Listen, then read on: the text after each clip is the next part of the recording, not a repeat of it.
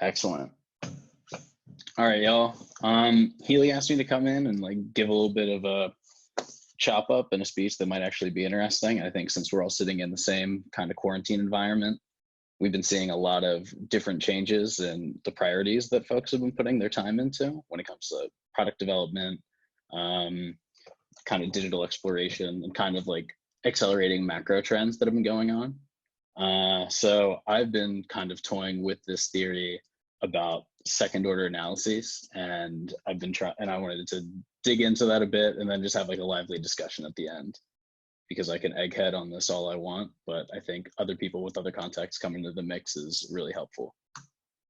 So just to start out, like the way that I look at products is basically they can be broken into pretty raw questions. If you guys are familiar with user stories, it's like typically solving problems, but the way I look at it is a product is not matching directly to the problem, but it's matching directly to somebody who's asking particular questions to match that product to answering those questions. And they can be broken down into the typical six starter pieces: the what, how, why, when, who, wheres. And the biggest thing that I've seen recently is that we've been having a lot of what and whens and wheres, but not as many who, how, and whys. Basically, a lot of the products that we have right now are just everything is a text search. It's a list of some form. And the explicit questions that are just being answering are all what's the brand that I want? What product category do I want? What color do I want? What type of ingredients do I want?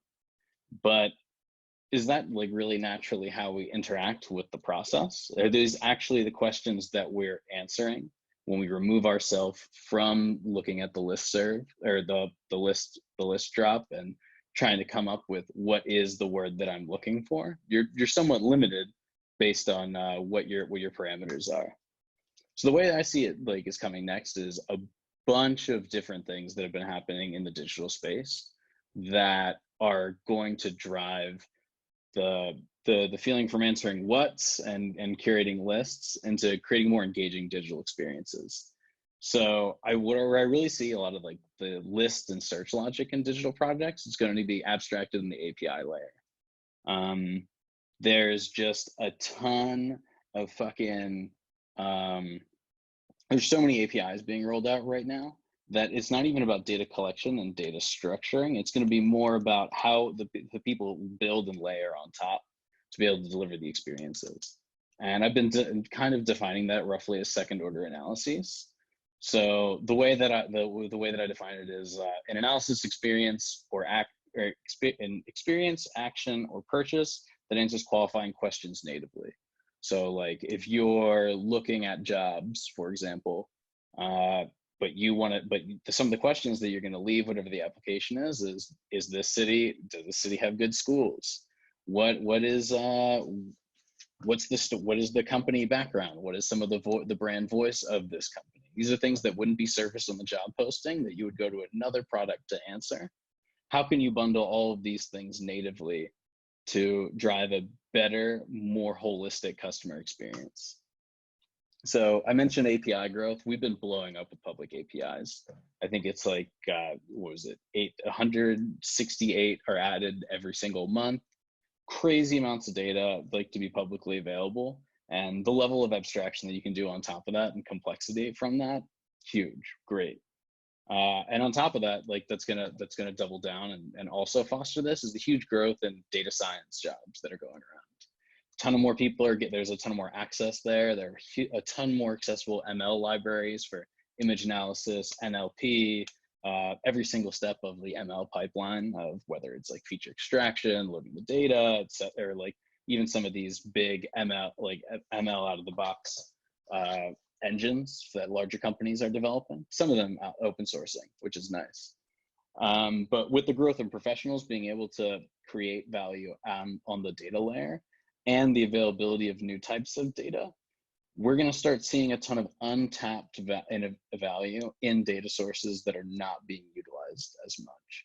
So an example of a company that I've seen that was super interesting is using the communication of oil tankers that are on particular satellites and sniffing that data to be able to give a huge or a much cleaner understanding of global trade supply and being able to do commodities arbitrage internationally.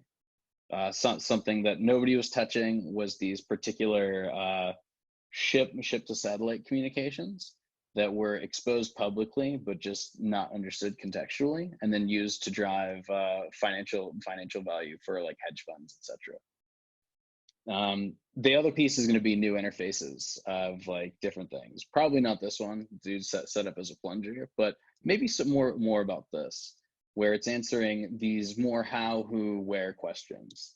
One of my favorite areas in this is makeup, where it's a really shitty experience to look at a list and you see the container and you search by brand, maybe the color, maybe the ingredients that are in there, but you don't really answer the questions that you have as somebody who's trying to buy this product or even potentially shop for somebody else, which is, how much do I need to apply? How will this look on me? Who will this look good on? And where should I apply this product? Another piece is contextual voice, where we're going to start being able to use like all these new ML libraries and like API availability to start breaking down vocal data and actually having beneficial inferences there. So I just put out a few examples to prime us for our discussion like after, but pretty much so some of my favorite ones are sales analysis for conversion. Like basically you can convert the voice into text and then start understanding what phrases were used, and then taking in data on whether that lead converted or not to be able to show efficiency. When you're going into hiring and recruiting, what are your offers look like on an analytical level? What is your team being able to use? What are the successful sales that your team can use? What are the successful, what are the cultural values that really vibe with particular subsets of folks, and really opening up and understanding on why what strategies are important. And even, and the bigger piece of, which is touching on contextual voice and all the rest of the sensors we're going to run through, is feature richness. You end up having a ton more features that you can then highlight meta pieces of that data. So like, let's say you're going to do sound itself, you could change the pitch. You can identify small segments based on pitch changes and differentials. And this is one of my favorite ones from some projects that I've worked on. I was a technical program manager at Bird, where we launched a ton of different ML products using both client software and hardware data to come up with inferences for real world problems at scale. And one of my favorite ones was using sidewalk detection. We were able to get 96% accuracy of being able to detect when somebody was riding on a scooter just by the movement of their phone versus a street, which is wild. We were able to spin that out in less than 3 months. So there's like, you've been looking at motion data stuff is wild in different spaces. Like there's been security researchers that can be able to tell like what you actually enter in your phone based on just motion data alone. So these are huge untapped data sources that aren't being used as much as they could, while they're prevalent in a fuck ton of folks in the world, like with the dissemination of mobile phones. And then you can even use motion data as a feature to be able to inform other types of products. So one of my favorite ones is this company called Ethel.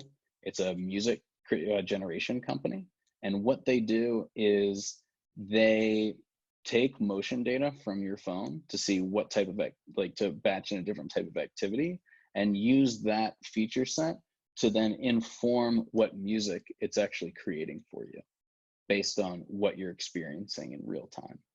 So both having new ways to analyze things, creating new interfaces based on new sensors, mapping a picture to that old search list, mapping motion data to that old search list, and then being able to surface new forms of discovery that are outside of just like the textual space.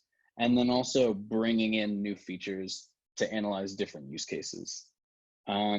I think one of my favorite ones is looking for jobs. It's a super repetitive process. It's built on a ton of contextual knowledge. There's no secondary analysis questions being answered, no feedback pretty much provided for these folks when you're going through the job hunt. And it's really built with the job poster, with the person who's posting the job, the employer. Whereas there's not really great interfaces for folks to be able to automate it from the job applicant end. It's pretty archaic. So like creating your resume by inputting a job posting URL, scrape, NLP. You can probably throw out, you can use like sentence starters as a new interface piece where you generate the sentence starter based on an NLP analysis of like whatever the job link is. And then also being able to use like some of the contextual voice stuff for your recording interviews to be able to improve your interview style, maybe your pitch, your candor, the type of events that you end up using, how well it's worked for different companies, and then potentially using how other companies receive things moving forward. Yeah, like I just wanted, like I this is kind of like more of a primer to talk more about what are new data sources that you guys have seen, what are new interfaces that are really inspiring that have been like coming out for y'all. I've been noodling on this a bunch, and I just think the best part about having conferences or anything is getting a lot of smart people in the room and getting them to throw things out that usually drive myself and other people in directions that you wouldn't have been able to do in isolation.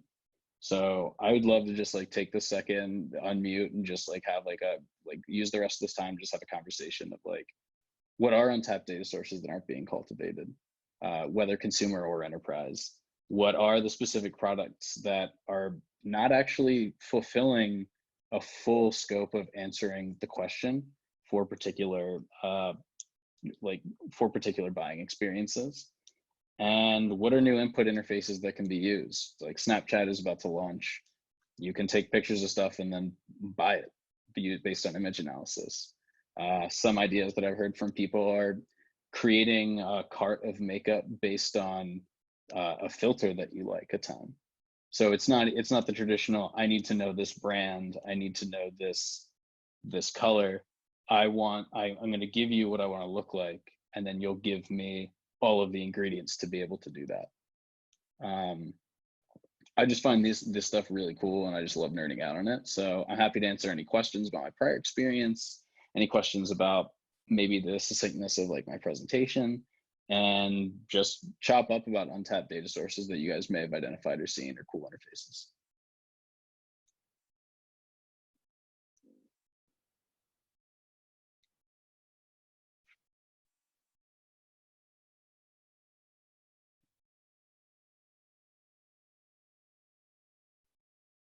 And you guys can just you can unmute or just like throw things into the Q&A chat. Happy for whatever. If I can find the Q&A.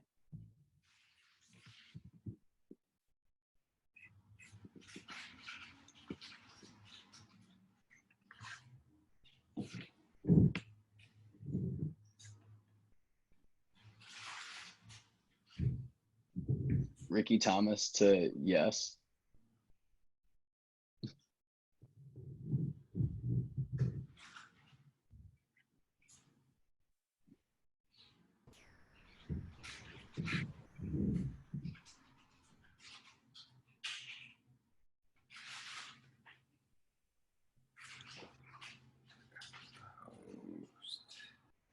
Yo. What's going on? What's up, man? Just cool. And how are you living? Feeling pretty good. Where are you at? LA, my guy. What about yourself? Oh, same. Oh, nice. What are you doing out this way? About to talk about Hollywood and blockchain in a bit. Ooh, nice. Are you representing a company or what? Nah, just kind of giving like an insider perspective of what's going on and whatever's happening. So Yeah. what's better? Is it better to put movies on the blockchain or in Kansas City underground cold caves? I would say neither. I mean, what's the reasoning behind the cold caves? I've never heard of that. I think that might be. So what they do is they have this huge cavern business park underneath Kansas City. So it's much cheaper to be able to regulate the temperature. So they put all of the old films from like the 20s plus in there before, so they can store them before people digitize them. So all the old reels stay there so that they can't be like, because there's a processing time cost to being able to process old films, and then there's a monetary cost associated with that as well. So how do you put them in the state the cheapest to not degrade, and then have them in the queue for when people want to start digitizing them and they find it like valuable? Huh, that's a good question. I would vote for putting them on the blockchain, but then they would already have to be digitized. You know what I'm saying? Exactly. So that would be a hurdle there. Plus, I think with IPFS and the file sharing, the file storage that we have right now that's on the blockchain, it's not going to be able to store it all. Like it could take 10 minutes to load a photo on the blockchain right now, you know? So it's like, Mm-hmm. I don't know if it's going to be able to store it. We're just not there yet, you know, with the technology. So that's my thoughts on it. I feel you. Did you just finish speaking? Yeah, I'm good. We got no How discussion out here was it? anyways. How long do you speak for, and like I got cut off 15 in. But like I just had a quick presentation anyways and tried to spur some discussion, but you're good, dude. You can take it from here, Nate. Okay.